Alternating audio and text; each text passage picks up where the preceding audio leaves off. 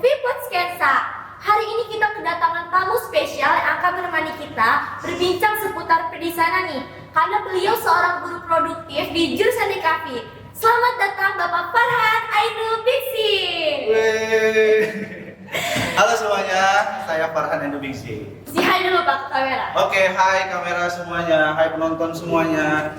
Yo, ya. Tuh dikasih sarang heo tuh sama Pak Farhan. Boleh nggak Pak perkenalkan diri dulu Pak? Oke, halo semuanya, halo para penonton setia dari Vport Channel, Iya, Channel ya. iya, Oke, saya Farhan Ainul Biksi, saya guru SMKN 1 Rangkas Bitung dan kebetulan saya di jurusan Desain Komunikasi Visual.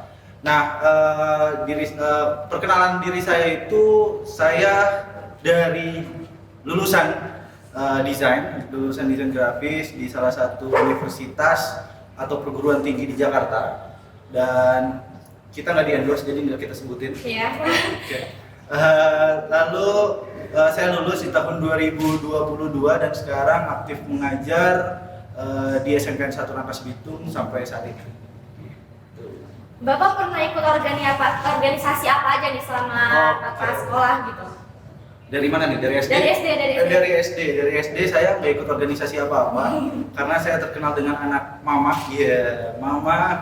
Lalu untuk SMP kebetulan saya menjabat sebagai wakil ketua OSIS saat itu. Keren banget. Iya, masih wakil sih karena politik saat itu masih anak-anak ya, nggak ngerti politik, jadi kita dan jadi saya baru sampai tahapan wakil. Setelah itu di SMA saya menjabat sebagai bahasa Arab karena saya itu SMA-nya kebetulan boarding school, jadi saya di bagian bahasa.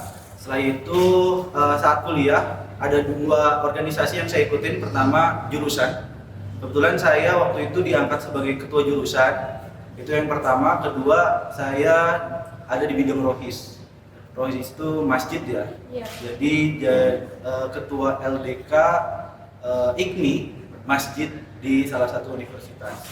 Itu organisasi. Oh Pak, berarti kalau misalkan jurusan gitu udah ketua juga ya Pak ya? Iya, kebetulan pasti ada ketua jurusan, ketua angkatan juga ya, dan ada juga ketua fakultas ya. Fakultas itu kan gabungan dari jurusan. Iya. Itu kalau itu beda lagi, dan kebetulan saya ada di ketua jurusan. Oke, tadi Bapak bilang kalau di SMA Bapak tuh boarding school. Boleh nggak sih jelasin kita jenjang pendidikan Bapak dari SD sampai SMA, mungkin boleh disebutin gitu sekolah-sekolahnya? Oh, sekolahnya? Iya, boleh. Waduh, kena endorse nih semuanya. Oke, saya SD, kalau TK kalau nggak salah itu di Al Mutmainah di Bekasi. Oh, berarti Bapak bukan asal orang Nangkas? Bukan, saya orang Bekasi. Ya. Saya orang Bekasi, lalu saya TK di Al Mutmainah Bekasi. Setelah itu SD saya di SD Islam Sabilina di Bekasi juga. Setelah itu saya SMP akhirnya hijrah. Saya hijrah pertama kali ke Bogor. Ke Bogor itu boarding school, tapi saya tidak bertahan lama di boarding school itu. Saya cuma 1 tahun, lalu saya pindah lagi boarding school ke Sukabumi. Itu saya melanjutkan selama saya SMP di Lazuardi Insan Kamil namanya. Tapi sekarang kalau terakhir dengar saya kabar Lazuardi Insan Kamil itu udah beda namanya. Berarti ganti nama gitu ya? Iya, udah ganti nama dan udah ganti yayasan. Itu SMP-nya. SMA-nya saya di Bandung. Jadi saya tuh kayak nomaden ya. Bapak tuh kalau pindah-pindah kota gitu, berarti Bapak tuh maksudnya merantau nggak sama orang tua? Orang tua saya juga nomaden, ayah saya juga nomaden karena salah satu perusahaan BUMN negara ini, jadi beliau dipindah-pindah dan akhirnya karena beliau dipindah-pindah itu jadi keputusan dari orang tua itu supaya saya di boarding school aja biar aman karena kalau misalnya saya ikut pindah berarti kan sekolah saya harus pindah-pindah juga kan. Iya sih. Nah lebih baik saya di salah satu boarding school. Jadi saya di situ 3 tahun gitu, udah gitu pindah kemana 3 tahun lagi gitu. Nah SMA itu saya di Bandung, namanya SMA T Baitur Rahman di mana ya? Di dekat Majalaya. Nah itu di boarding school SMA saya. Selanjutnya saya di Universitas Esa Unggul Jakarta, jurusan desain produk. Saya sebenarnya dari desain produk kawan-kawan, tapi alhamdulillah keterima di desain komunikasi visual SMK 1 Anak itu. Berarti Bapak pinter ya Pak ya? Enggak juga sih. Boleh nggak Pak kasih tahu kita impian Bapak dalam karir dan pendidikan? Sebelumnya mungkin Bapak nggak tertarik sama jurusan desain gitu, atau nggak Bapak lebih tertarik sama yang apa gitu? Boleh nggak sih Pak kasih tahu kita? Oke, sebenarnya saat saya pertama kali milih jurusan desain itu ya, saya sangat tertarik di desain produk karena saya waktu itu cita-cita pengen buat senjata. Ih, keren banget Saya waktu itu pengen buat senjata di desain produk, tapi ternyata saat di desain produk itu tidak sesuai ekspektasi saya buat senjata gitu ya. Ternyata saya buat desain furnitur gitu ya, dan tugas akhir saya buat jam tangan, kebetulan dari tutup botol jadi di recycle gitu ya. Nah itu tugas akhir saya. Jadi itu, dan kalau misalnya ditanya apa tadi, kalau mungkin dari waktu kecil tuh Bapak kayak ada impian gitu jadi sarjana desain gitu. iya sebenarnya masuk Udah ada? yang tadi nggak ada sih. Saya baru ada pilihan itu saat SMK tadi. Saat SMK baru saya punya keputusan mau buat senjata gitu ya. Dan tapi kan ternyata kadang apa yang kita impikan itu Iya nggak sesuai ya Pak ya? bukan nggak sesuai, perjalanan itu berat. Iya sih Berat Pak, banget iya gitu ya. benar-benar. Iya, jadi akhirnya saya sekarang menjadi guru dan mungkin memang sudah ditakdirkan menjadi guru. Tapi orang tua selalu dukung Pak, misalnya Bapak ngambil apa aja nih, Bapak pengen impian Bapak misalnya mau buat senjata, orang tua pasti dukung Pak. Pasti, orang tua pasti dukung. Apalagi saat awal mula saya diterima di SMK 1, orang tua sangat-sangat mendukung karena kebetulan ibu saya juga di dunia pendidikan, jadi ibu saya sangat mendukung saya, bagus, karena itu nanti akan ada banyak amal jariahnya. Iya. Berarti apa ya? Bapak dan ibu Bapak sendiri tuh dukungan buat Bapak itu sangat benar-benar yang kayak dukungan banget gitu ya Pak ya? Benar banget, dukung banget. Oke. Pak, untuk kita yang pemula buat desain itu harus pakai aplikasi apa Pak? Terus bagaimana cara membuat desain itu mudah? Biar lebih enjoy gitu sama desain. Kan ada yang kayak merasa, salah pilih jurusan nih kayaknya saya gitu. Nah, betul, apalagi ada yang bilang, Pak, saya mah ada masuk DKV, salah beli maps waktu itu. Harusnya mapsnya warna apa sih? Maps DKV itu warna apa? Iya. Kuning ya? Iya. Harusnya warna kuning. Nah, ternyata dia salah pilih jurusan, salah beli warna maps, malah beli warna maps kuning, jadi malah masuk DKV kayak gitu. Itu hasil sharing saya sama anak-anak di sekolah ya. Gitu. Tapi untuk tadi masalah aplikasi, saya sendiri pakai aplikasi Adobe Family ya. Itu menurut saya kalau misalnya kita mencari yang mudah, sebenarnya banyak sih yang mudah sih, banyak yang portable gitu ya, itu banyak yang mudah, tapi kan kita tetap harus melihat standarisasi gitu. Standarisasi perusahaan seperti apa. Kalau misalnya perusahaan printing di Indonesia itu biasanya makainya CorelDRAW. Tapi kalau misalnya perusahaan desain Indonesia, contohnya kemarin ada PT Intan Pariwara, itu mereka sangat merekomendasikan untuk Adobe Photoshop dan Adobe Family. Itu. Kalau Canva itu biasa kan masih anak-anak tuh suka pakai karena itu kan lebih mudah kan Pak. Tapi kenapa sih itu nggak terlalu didukung Pak? Karena pakai template gitu kan bilangnya, itu kenapa Pak? Kalau misalnya kita lihat pakai Canva, ada positifnya, ada negatifnya menurut saya. Kalau misalnya kita dunia belajar, atau kalau kata orang desain itu sense design ya, itu kita bisa melihat salah satu referensi atau membuat karya kita dari Canva, itu sangat bisa. Tapi saat kita sudah masuk ke jenjang profesional, kalian semua yang ada di sini sudah masuk ke tahapan pekerjaan yang mendapatkan income atau royalti gitu, itu kalian harus makainya Adobe atau aplikasi desain yang lainnya, tidak memakai template. Karena kenapa? Karena permintaan klien itu kadang lebih banyak daripada template Canva. Iya sih, betul. Iya, dia mau seperti ini, bentuknya begini. Kadang yang udah Gitu. menurut kita bagus aja masih direvisi apa ya? Betul, gitu. Dan itulah karenanya guru-guru mengajar aplikasi desain, bukan aplikasi Canva. Kalaupun kita mengajarkan aplikasi Canva, itu hanya sebuah tambahan gitu untuk kedepannya.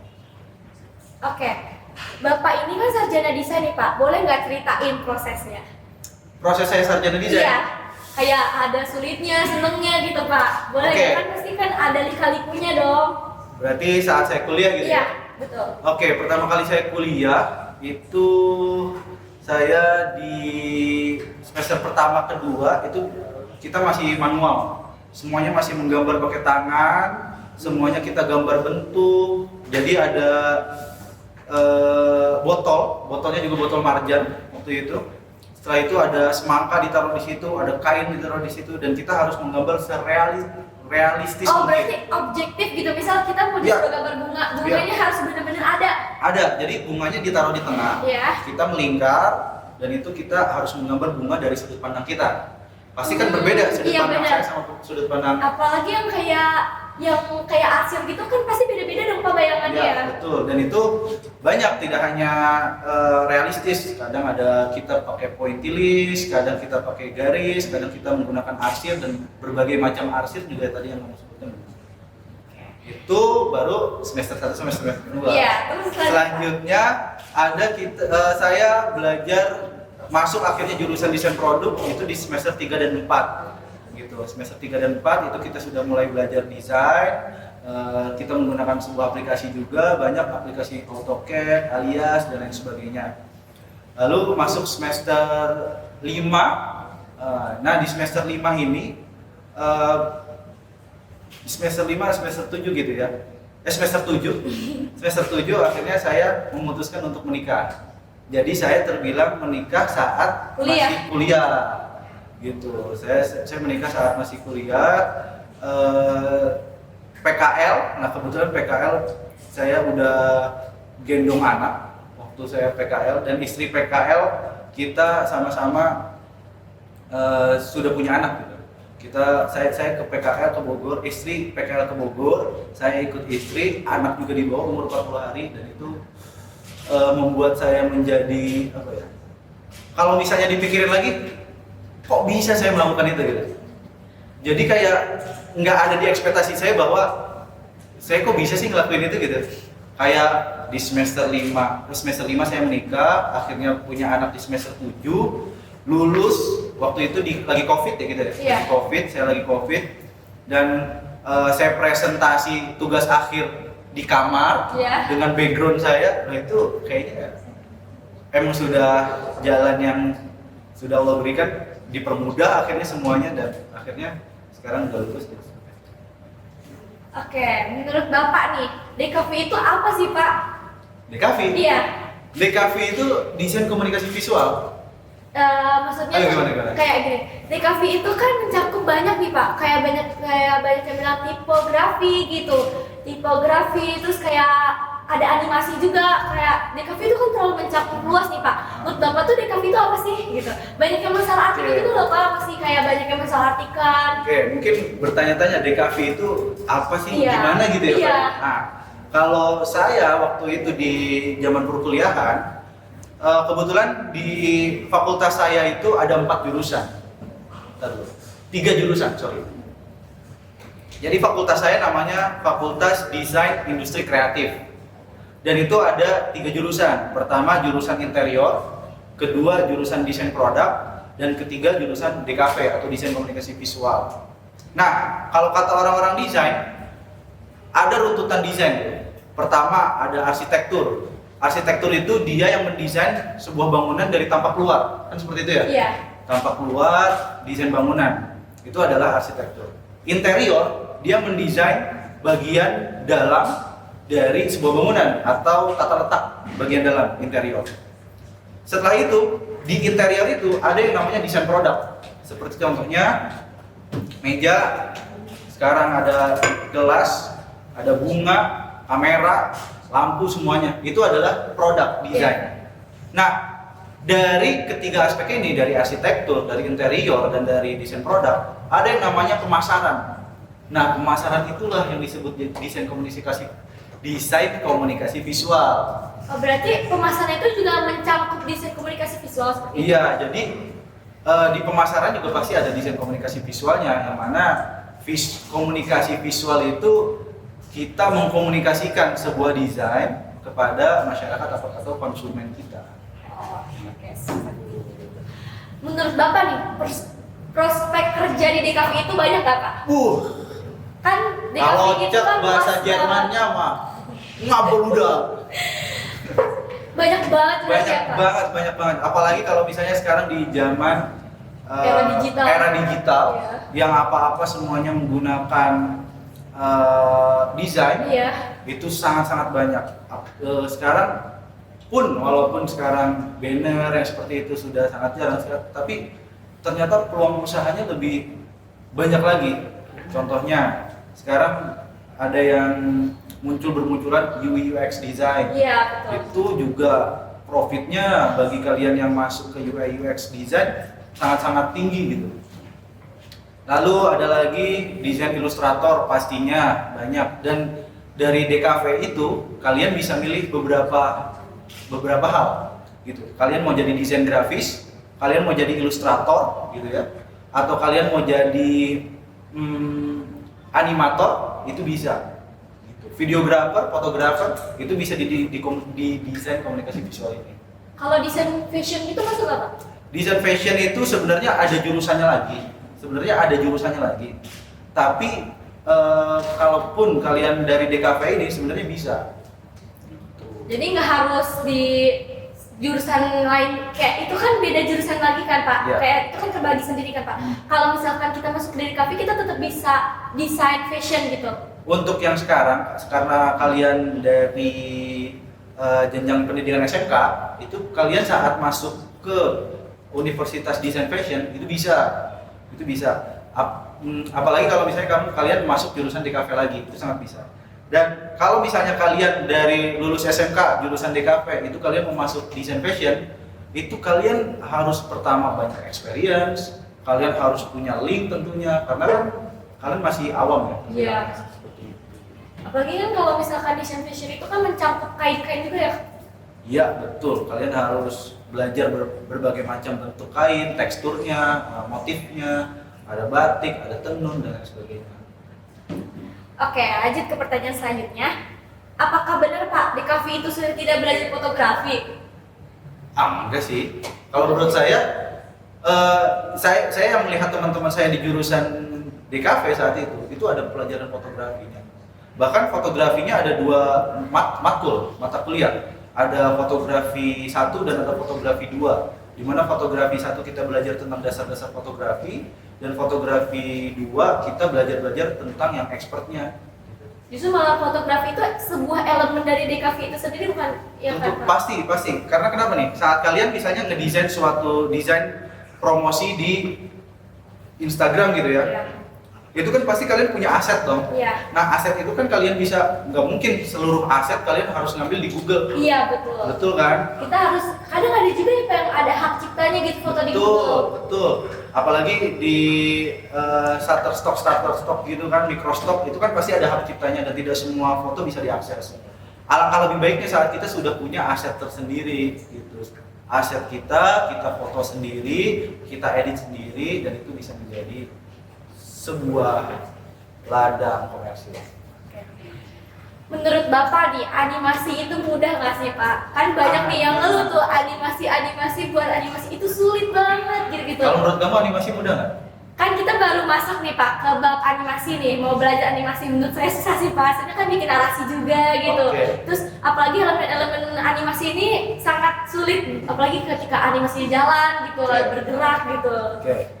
Gurunya siapa? Gurunya Pak Rizky. Pak Rizky. Oke, kebetulan kalau yang setahu saya untuk di sekarang itu kan kurikulum baru nih, Iya. kurikulum Merdeka. Nah, animasi itu ada di kurikulum sebelumnya, di kurikulum PJBL atau 13 itu ya. Nah, itu masih animasi. Tapi kalau sekarang namanya itu motion graphic. Oh, jadi udah ganti nama Kak? Iya, jadi sebenarnya dari capaian pembelajaran itu mata pelajaran animasi itu sudah tidak ada. Yang adanya itu sebuah karya desain. Salah satu karya desain itu adalah motion graphic. Gitu. Motion graphic apa bedanya sama animasi kan gitu kan? Kalau animasi itu sebuah hal yang prosesnya sangat panjang.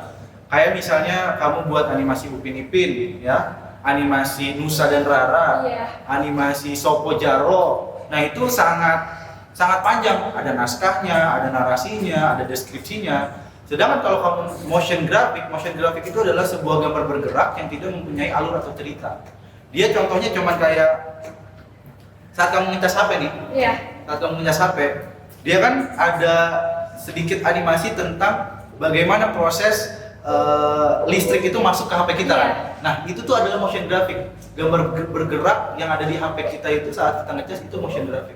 Dan itu sangat standar menurut saya untuk kalangan SMK. Berarti lebih mudah motion graphic daripada animasi ya? Karena kalau animasi mungkin terlalu besar gitu cakupannya gitu. Lebih besar dan lebih lama. Oke Pak. Nah, ngomong-ngomong soal aplikasi nih Pak, buat belajar aplikasi Blender itu susah nggak sih Pak buat kita yang pemula? Sebenarnya untuk di tingkat SMK ya, tingkat SMK, Blender adalah salah satu aplikasi 3D model atau 3 dimensi yang menurut saya sangat mudah. Yang menurut saya ya, tapi menurut saya sangat mudah, mungkin menurut murid-murid kan belum tentu. Iya, karena kan beda-beda orang ya. Iya, tapi perspektif kita harus kita samakan bahwa ya saat kita belajar, ya itu harus kita buat jadi mudah gitu. Caranya gimana? Ya pastilah kita banyak-banyak mencoba dan lain sebagainya. Tapi untuk di animasi yang tadi saya bilang, di 3D modeling sendiri, Blender itu udah yang sangat mudah dibanding kawan-kawannya seperti 3ds Max. Itu sangat sulit, apalagi ada aplikasi-aplikasi 3D yang lainnya yang lebih sulit. Tapi kalau misalnya Pak, ada nggak sih Pak yang lebih mudah lagi gitu dibanding aplikasi Blender? Ada sebenarnya aplikasi yang lebih mudah lagi, itu ada di internet, saya lupa namanya. Tapi ada, dia lebih mudah lagi, tinggal put and drop doang gitu ya. Itu lebih mudah lagi, tapi dia tidak standar. Tidak standar pembelajarannya. Jadi kalau misalnya Blender itu dia sudah masuk ke istilahnya 3D model profesional pun bisa pakai aplikasi Blender tersebut gitu. Itulah yang udah standar maksudnya. Oke, lanjut ke pertanyaan selanjutnya ya Pak. Menurut Bapak, apa sih kunci keberhasilan visual pada DKV? Oh, kunci visual DKV? Iya. Itu menurut saya kuncinya itu yang namanya desain komunikasi visual itu menyampaikan. Pesan pertama berarti pesan yang kamu mau buat di sebuah desain itu tersampaikan. Entah itu logo, entah itu poster, sosial media, podcast seperti ini, fotografi, videografi dan lain sebagainya. Itu tersampaikan. Oke, kalau Bapak nih, Bapak kalau ngedesain itu biasa pakai Photoshop, AI atau Corel? Nah, itu dia. Kalau misalnya kamu tanya, Bapak ngedesain pakai apa? Itu tergantung desainnya. Pertama, kalau kita mau, kebetulan saya tadi udah menjelaskan kalau saya itu ngedesain itu pakai keluarga Adobe Photoshop atau Adobe Family ya. Jadi kalau saya ngedesain pakai apa? Berarti jawaban pertama pasti Adobe Photoshop, Adobe Family pasti. Nah, selanjutnya dari Adobe Family itu kan banyak turunannya. Ada Photoshop, Illustrator, After Effects, Premiere, dan lain sebagainya. Nah, kalau misalnya kita mau ngedit foto dengan basicnya adalah bitmap, itu dia harus yang kita edit itu harus foto. Kalau misalnya dia Photoshop. Sedangkan kalau Illustrator itu basicnya adalah vektor. Vektor itu kalau misalnya kalian zoom sebesar apapun, dia akan menciptakan sebuah garis, tetap ada garisnya gitu. Jadi kalau misalnya sekarang ditanya Bapak ngedesain pakai apa, itu tergantung. Kalau misalnya kita pakai motion graphic, itu motion graphic sekarang ada Adobe Animate. Sebelumnya itu kita ngedesain pakai Adobe Illustrasi, lalu kita ekspor ke Adobe After Effects, itu bisa menjadi motion graphic. seperti itu.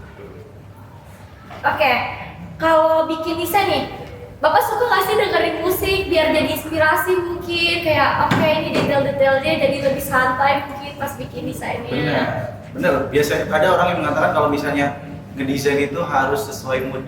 Iya. Gimana kalau nggak mood terus kan? Gitu. Dan kalau saya tuh ngedesain kalau saya mau saya nggak ada mood-moodan seperti itu sih. Saya ada deadline itu yang harus jadi patokan. Itu pertama. Kalau misalnya ditemani sama musik, kebetulan saya saat ini sedang mendengarkan musiknya itu Sanca Records dari recording apa namanya? Kalau misalnya dinyanyikan ulang itu apa? Kalau dinyanyikan ulang?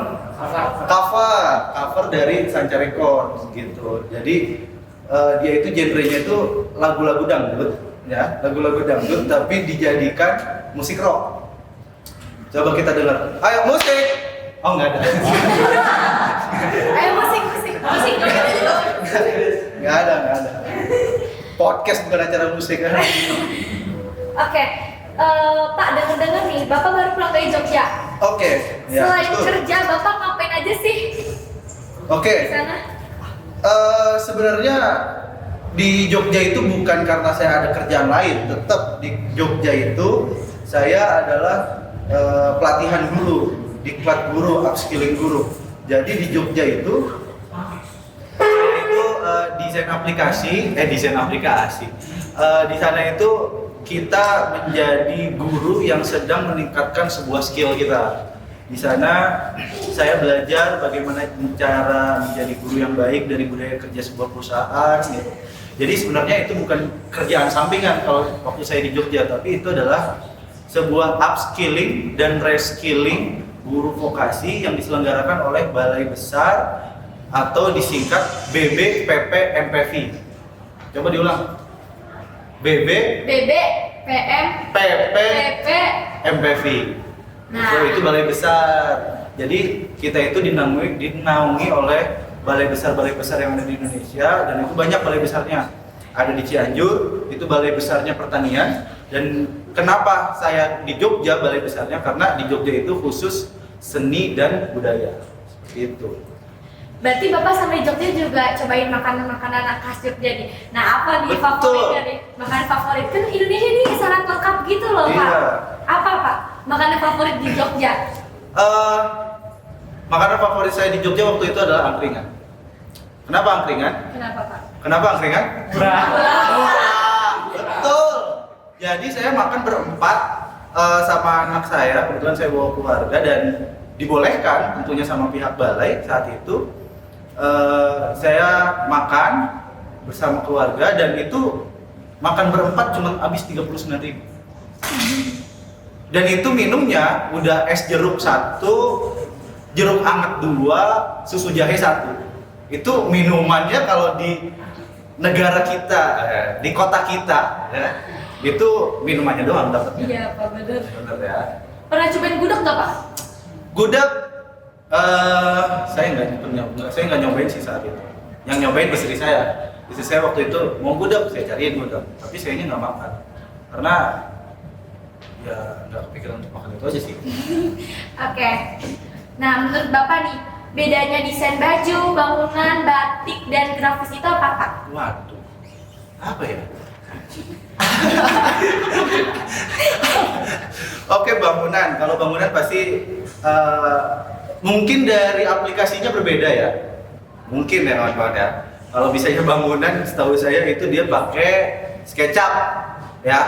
SketchUp itu bangun 3D model, tapi dia spesialis dari bangunan. Itu pakai SketchUp, nanti di rendernya pakai Lumion dan lain sebagainya. Banyak turunannya.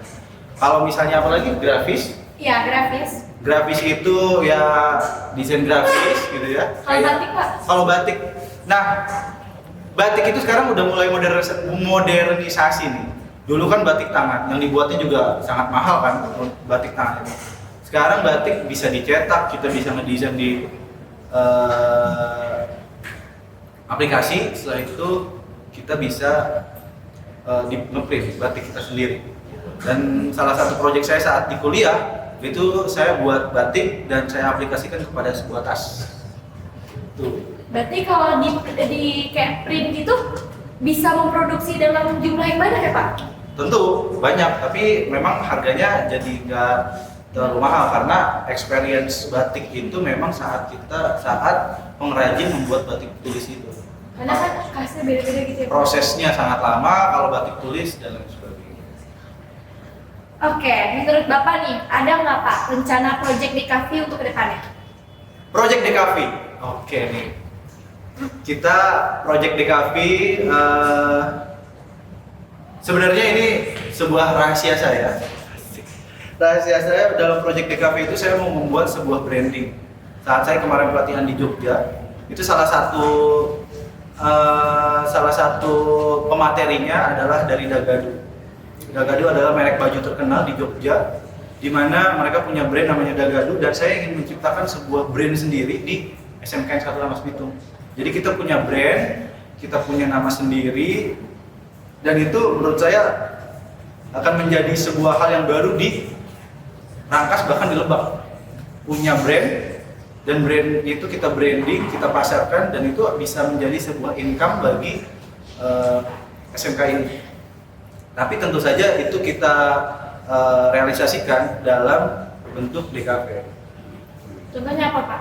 Contohnya mungkin kita bisa merambah ke dunia kaos gitu kan, sedangkan karena kan kita punya mesin press untuk printer DTF kita punya, terus juga untuk alat press juga kita punya, itu kita bisa merambah ke situ. Lalu kita desain move juga bisa, itu mungkin untuk yang standar, tapi untuk yang nanti ekspor lebih lanjut kita bisa mengembangkan apa yang kita punya di TEVA, di Teaching Factory Desain Komunikasi Visual yang ada di SMKN 1 Rangkas Bitung, itu menjadi sebuah brand yang nanti diproduksinya oleh anak-anak kita.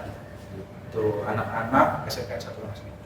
Tapi ketuanya itu Bapak yang... Enggak dong, siapa? pasti kalau misalnya SMKN 1 Rangkas Bitung itu pasti kalau misalnya secara keseluruhan, pasti mungkin ketuanya itu atau penanggung jawab ada di pihak Kaprok ya. Gitu, ketuanya mungkin Kaprok, penanggung jawab nanti ada Waka, dan penanggung jawab secara keseluruhan ada kepala sekolah. Jadi memang ini brand ini yang saya impikan itu punya sekolah. Jadi nanti pemasarannya di mana? Di kita kan ada jurusan pemasaran juga kan. Nah, itu pemasarannya. Terus bagaimana dari administrasinya, kan kita ada administrasi juga kan. Nah, itu jadi semua aspek bisa menyatu dalam branding itu. Jadi jurusan-jurusan lain juga ikut terlibat ya? Tentu dong, tidak hanya kita dong. Nah, menurut Bapak nih, apa hal yang paling Bapak banggai selama Bapak berkarya? Di sini? Iya. Suatu hal yang saya banggakan, saya ketemu anak-anak yang baru ya. Karena tidak selamanya saya mengajar hanya itu saja. Yang saya paling suka adalah saat saya ketemu murid-murid baru, mereka ingin belajar banyak tentang ilmu desain komunikasi visual, dan itu yang membuat saya bangga kepada murid-murid saya, senang akan mereka, senang akan pelajaran mereka dan semangat mereka. Tapi pastinya itu sangat membuat kita satu sisi, saya ngajarnya ini lagi. Mungkin akan ada rasa jenuh karena ngajarnya balik lagi gitu. Jadi kita ke materi dasar lagi, kita udah sampai kalian kelas 11, kelas 12, kalian ekspor, saya tiba-tiba harus ngajar anak kelas 10 iya, lagi. Betul. Itu kan pasti berulang-ulang terus kan setiap tahun. Iya. Nah, tadi kan kita udah bicara tentang hal baik nih Pak. Kalau hal buruk yang Bapak nggak sukain di SMK dari 1 Rangkas Bitung ini apa? Wah, ini isi dulu tolong. Ini isi dulu nih. Lumayan juga ya, kita lama udah 3 jam ya? Iya Pak. Dari Kan pengalaman Bapak juga banyak dong yang Udah. harus di-share ke Sobat Menpot nih. Vport, YouTube-nya Vport kan? Iya. Oke. Buat sebutannya itu Menpot Pak. Apa? Sobat Menpot. Menport, artinya Iya. apa tuh? Temen podcast. Menport. Oh, temen podcast. Oh, temen Iya. podcast. Iya. Menpot. Iya. Oh, boleh.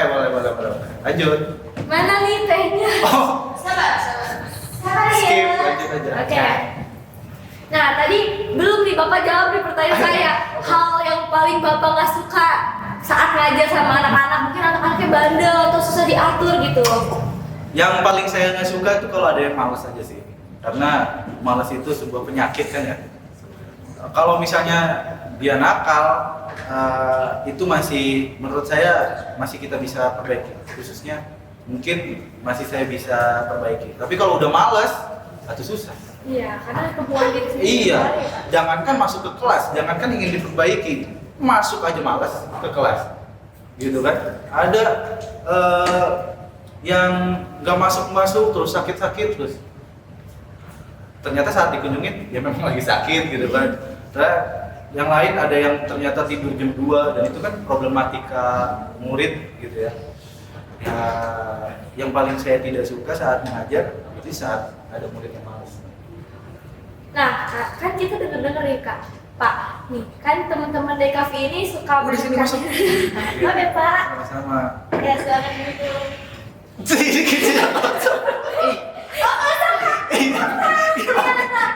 Oh, ada gelas. Wah, ini nih. Maaf ya Pak. Silakan diminum. Boleh. Oke, lanjut. Oke Pak. Kan kita dengar-dengar nih Pak, teman-teman DKV ini bilang kan kayak boleh makan sambil di kelas Bapak. Kelihatan nggak sih ngebully masih panas banget loh. Pelan-pelan dulu Pak, tiap-tiap boleh Oke, Pak. lanjut gimana? Jadi teman-teman DKV ini yang Bapak ajar ini bilang kayak boleh nih makan saat Bapak mengajar. Apakah itu benar Pak? Oh, di kelas saya? Iya.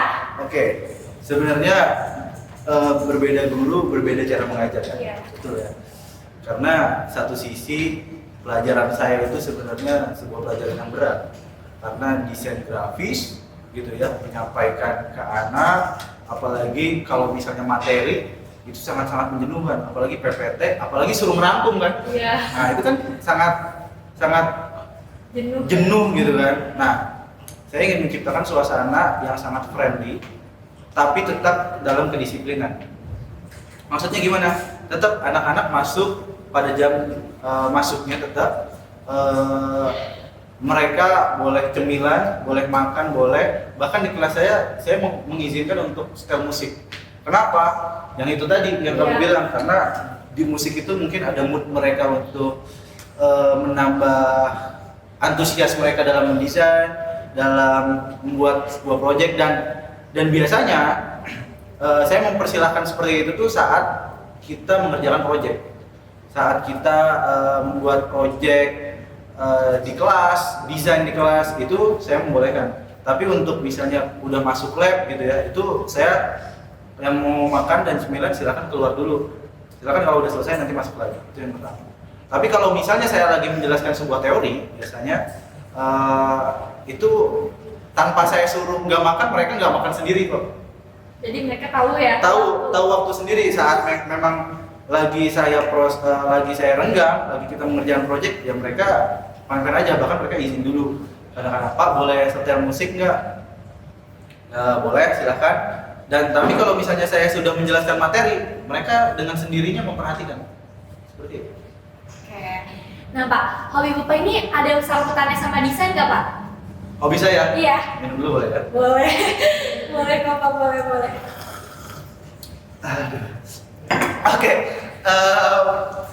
Mantap tehnya. Oke. Hobi saya. Dulu itu saya hobi sangat suka olahraga, terutama basket ya, dulu. Akhirnya saya selesai hobi saya itu di masa perkuliahan. Setelah itu kuliah, saya punya hobi ternak ikan. Kebetulan waktu itu sempat viral di tahun 2020, ikan cupang tuh ya. Sempat viral tahun 2020 dan akhirnya padam lagi. Akhirnya saya berhenti. Dan sekarang kalau ditanya hobi atau kesukaan apa ya Pak? Saya suka ngedesain juga suka, tapi ya biasa aja. Kayaknya saya nggak punya hobi kan. Jadi kayak kalau apa yang pengen sekarang tuh dilakuin aja gitu. Jadi Iya. bukan ada sesuai hobi gitu ya. Lagi proses di mana menjalani suatu aktivitas yang ya udah yang ada gitu. Rutinitas. Rutinitas sehari-hari. Lagi nggak punya hobi. Kan kalau hobi itu kan seminggu sekali harus ini harus gitu ya. Itu kan hobi ya. Kalau ini saya lagi menjalani rutinitas yang ada. Jadi kalau mau mengerjakan ini ya udah kerjain aja gitu. Iya. Tapi kalau lagi nggak mau ya kerjain yang lain kayak gitu Pak. Iya. Oke. Nah Pak, kita kan ada tugas animasi nih Pak. Itu mulainya dari mana sih Pak? Apa kita harus mulai dari sketsa dulu atau kita harus mulai buat narasi dulu gitu? Kalian ada tugas animasi ya? Iya dong pasti. Kok saya nggak ngajar animasi ya? Waduh, mana ini gurunya? Ini saya guru. Oh iya. Anak gurunya ini saya guru. Maaf. Jadi yang setahu saya kan animasi itu tadi sempat saya jelaskan prosesnya sangat panjang. Paling pertama pasti kalian harus menciptakan konsep dasar ide dasar konsepnya. Setelah itu masuk ke perjalanan proses tuh. Itu animasi itu sejujurnya animasi itu panjang banget prosesnya. Ada nanti konsep ide, ada nanti buat narasi gitu ya. Apa bilangnya kalau misalnya animasi itu alur cerita, storyboard, bener juga. Terus buat karakter desainnya, terus buat bagaimana suasananya, itu animasi tuh, ya panjang banget gitu. Bagaimana alur cerita dan lain sebagainya. Apalagi ada plotnya, ya, ada scene-nya juga, itu animasi. Kalau motion graphic itu sangat mudah. Itu motion graphic itu cuma gambar bergerak. Jadi saat misalnya yang tadi saya jelaskan, pertama charger baterai itu, kedua misalnya logo animasi, logo dia bergerak tuh logonya. Nah itu adalah motion graphic juga, dan itu nggak perlu yang namanya storyboard, nggak perlu yang namanya alur cerita, plot, naskah dan lain sebagainya. Itu cuma gambar bergerak, kita punya ide, kita punya mood board, kita aplikasikan langsung di aplikasi. Jadi kembali lagi nanti tanyakan ke gurunya, ini Pak kita mau animasi atau motion graphic? Kalau animasi, ya udah siap-siap, semangat. Kalau misalnya Pesan Pak, pesan buat yang buat animasi. untuk yang animasi, wah semangat. Pertanyaannya pakai aplikasi apa kalian?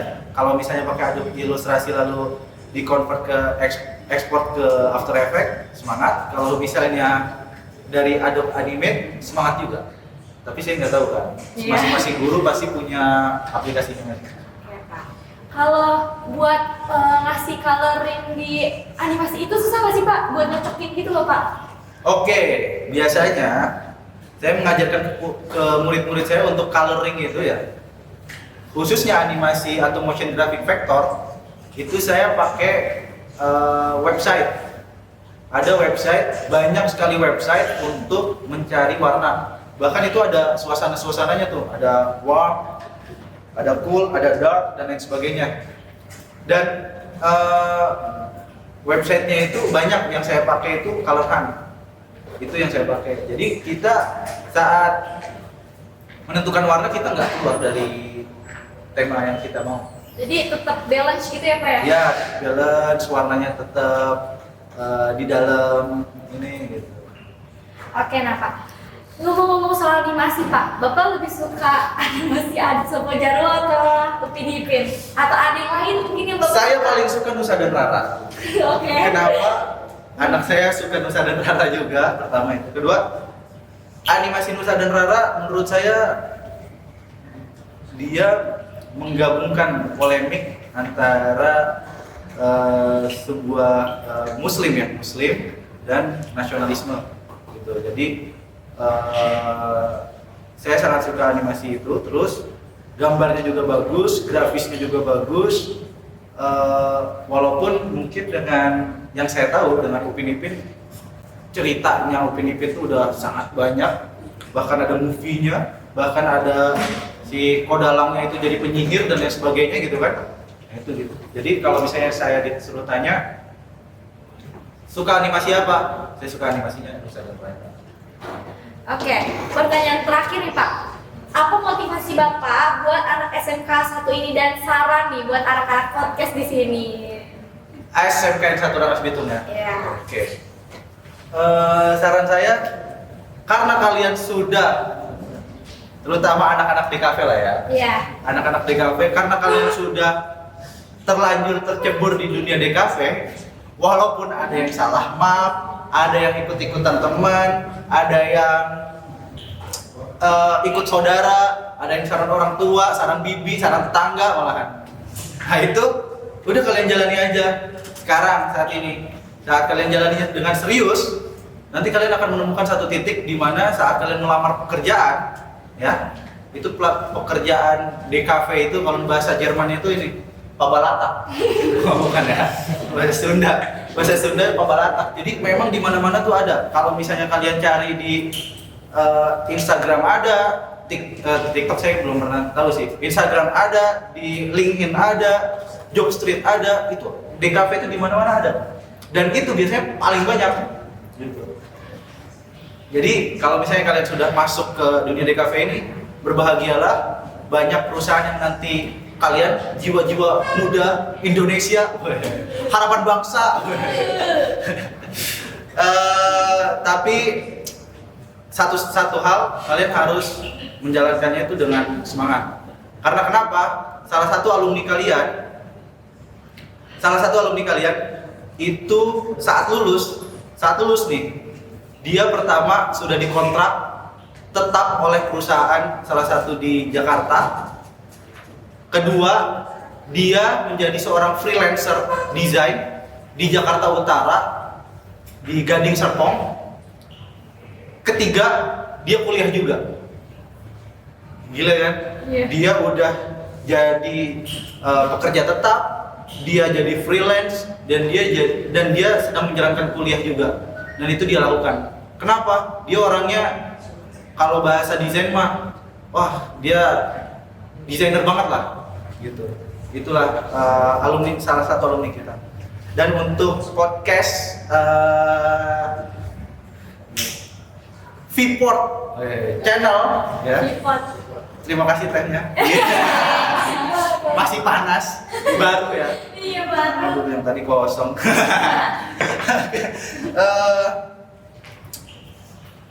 Memulai itu memang sangat mudah ya. Memulai itu penuh dengan kemalasan di awal, tapi saat kita menjalankannya kadang sangat mudah. Begitu ya kawan-kawan ya. Tapi ada yang lebih sulit daripada kita memulai, daripada saat kita malas itu sulit, tapi saat konsistensi itu yang lebih sulit lagi kawan-kawan. Ya, jadi kalian ini baru berapa episode sih? Kan gitu ya? Iya. Baru 4 episode ya? Iya, baru 4 episode. Iya, itu sangat masih baru gitu.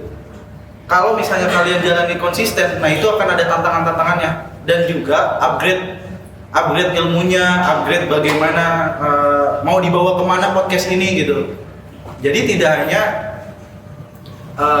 kita duduk seperti ini, misalnya seperti itu. Tapi podcast itu di dunia entertainment itu sangat berkembang, gitu ya. Ada yang sambil nyanyi-nyanyi, ada yang sambil mendatangkan sebuah masalah, ada yang di warkop kan bahkan gitu kan. Ada yang podcast bahkan di dalam angkot gitu kan. Coba kalian buat sambil kendaraan motor gitu podcast kan. Woi. Susah juga sih suaranya sih. Oke. Itu saran saya. Jadi pertama, jangan lupa konsisten di podcast Vport ini. Kedua, kembangkan lagi ide-ide kalian. Saya yakin per kepala di sini pasti punya idenya masing-masing. Itu saja. Kasih kata-kata dong buat kakak-kakak kita yang ada di sini. Kata-kata yang kayak bikin mood gitu. Oke, tetap semangat. Jangan lupa kayaknya. Tetap semangat semuanya. Ingat segala suatu hal yang kalian lakukan jika itu baik, semoga Allah yang menilai, ya. Allah yang menilai semuanya. Kalau misalnya ada keburukan dari kalian, ingatlah itu hanya dari setan. Ya. Terus kita apa Pak? Kita wayang dunia. Digerakin. Kalau Allah menggerakkan kita dalam kondisi baik, alhamdulillah. Kalau misalnya ada setan yang menggerakkan kita akan. Seperti itu. Nah, Sobat Menpot, gak kerasa nih kita sudah di penghujung acara hari ini. Terima kasih kepada Bapak Farhan karena sudah mengisi acara kita. Asik banget gak sih? Gokil banget nih. Pak Farhan kemarin pengalaman juga banyak banget. Nah, buat kalian yang mau nonton video-video kita selanjutnya, jangan lupa untuk langganan dan share di channel kita ini. Dan kalau ada yang mau ingin bertanya, silakan ke sosmed kita di bawah ini ya. Jangan lupa like, comment, dan subscribe.